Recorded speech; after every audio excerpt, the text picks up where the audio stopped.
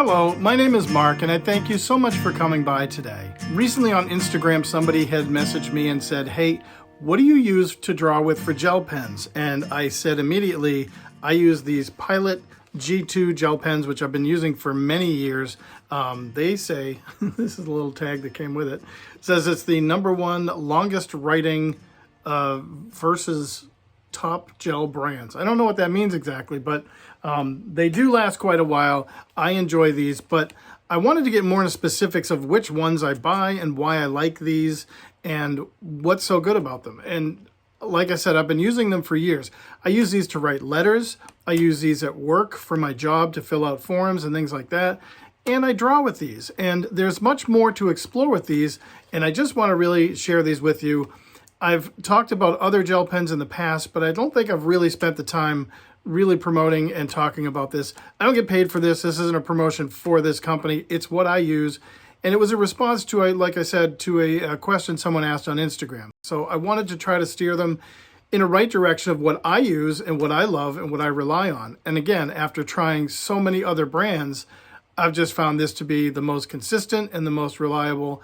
And we can talk about that and more. So let's get into it. Plus, I have one other little special introduction that came with one of these packages, and I'll talk about that as well. So come on along, and I hope you're doing great, and I hope you enjoy this video. Come on along. I try to draw every single day, and one of the things I do before work or on my lunch break, for 5 to 10 minutes, I like to just doodle, and sometimes I record it and put it on Instagram, which you can see these strange characters here. Somebody reached out to me and asked in my messages, what pens do you use to do these drawings? And I very enthusiastically said my Pilot G2 pens, because these are my go-tos. I love these pens. I've been using them for years. I discovered them working at a job where I was using them to write with as just filling out forms and things. And they seem to be perfect for me. And I discovered that there was 4 different sizes for them. And so that even brought me to a new level.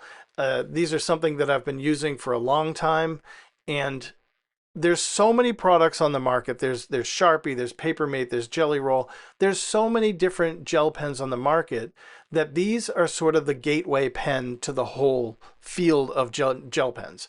And it is so because if you look at the construction of it, it's a very simple tube with a gravity feed to a ball that delivers the ink. The chamber is very simple. It's a basic click pen. It's a molded plastic.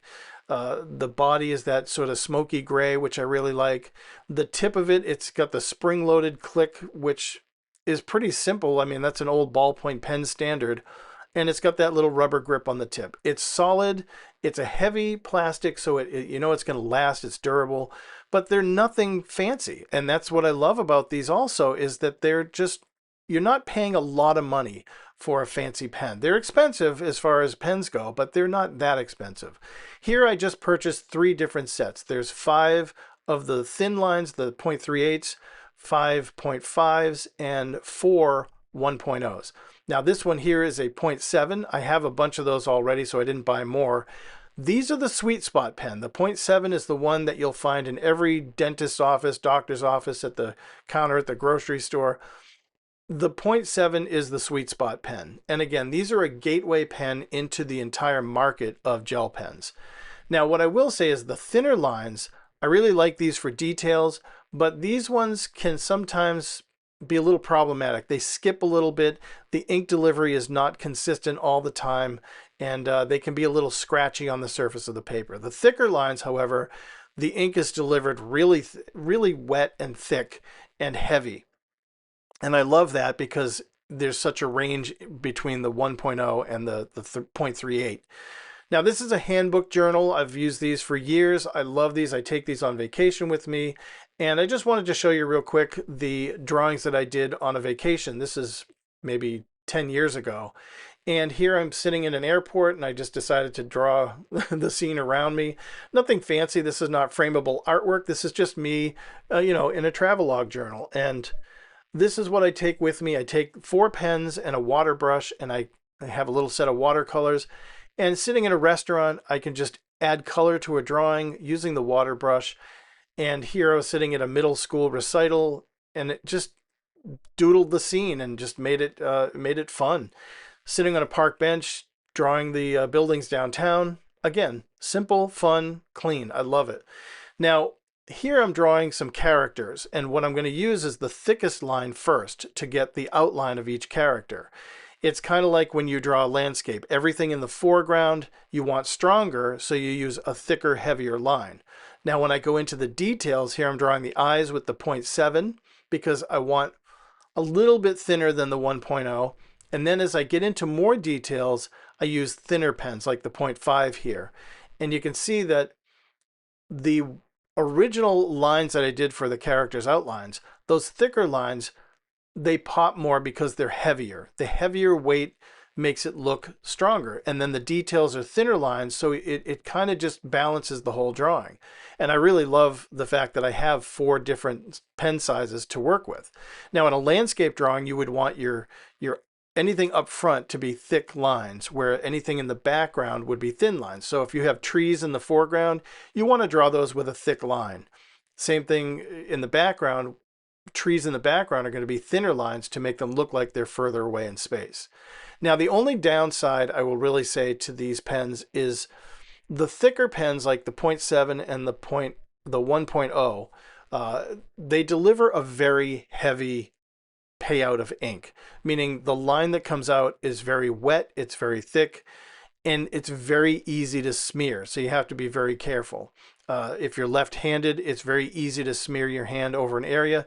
You can see on the bottom right where that eye is on the character, I smeared it a little bit, and it's not something I'm going to worry about. It's not a big deal, but you do have to be careful because you can ruin a whole drawing by accidentally smearing through a large puddle of, wet ink, and not something you want to have happen. I'm aware of that usually, so I try to be careful. But it still happens occasionally. You won't get that with sort of the other pens like the multi-liners, Copic multi-liners, and the Micron pens. But with the gel pens, it's a common problem.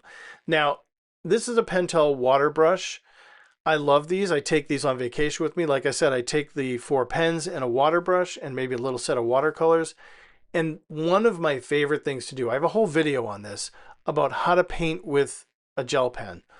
Because the ink is water soluble, you can activate the ink with the water brush or any paintbrush with water, and you can bring out these shadows and these shades that they didn't exist in the drawing until I did this. And I just really love the depth I can get just using a water brush and gel pen ink, and it's just really cool.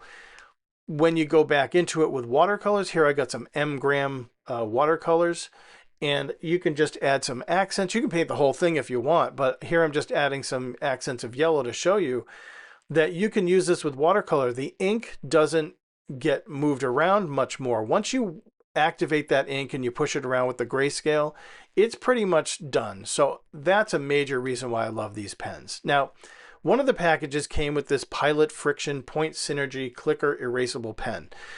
I'm just going to say it off the cuff. Number one, it feels really cheap. The body feels cheap. The clicker feels cheap. I don't like the feel of it. When I started using it, it's a 0.5 size, and it just was scratchy. And you can see I have to go over the lines over and over just to get the ink to come out properly. The eraser is very hard, and it didn't erase very well. These aren't very heavy lines, and you can still see this residual ink where I erased. I'm not sure why you would want an erasable gel pen. I mean, maybe if you're writing a lot and you want to just erase some stuff, that's fine. The ink didn't activate with water very well, and here I put some watercolor pencil on, and it just didn't really do much for me. I think I'm going to take a pass on the the Friction Synergy clickable eraser pen. I know they're trying to pitch the product by adding it in with the others, but really I don't need it. I'm going to stick with my Pilot G-2 pens and do the kind of artwork that I love to do. I hope you enjoyed this video. Thank you so much for coming by to watch today. If you like it, subscribe and I'll bring you more content like this in the future. Otherwise, I hope you're doing great. I hope you're being creative. I hope this is helpful for you and maybe get you to look at these G2 pens or even gel pens in general.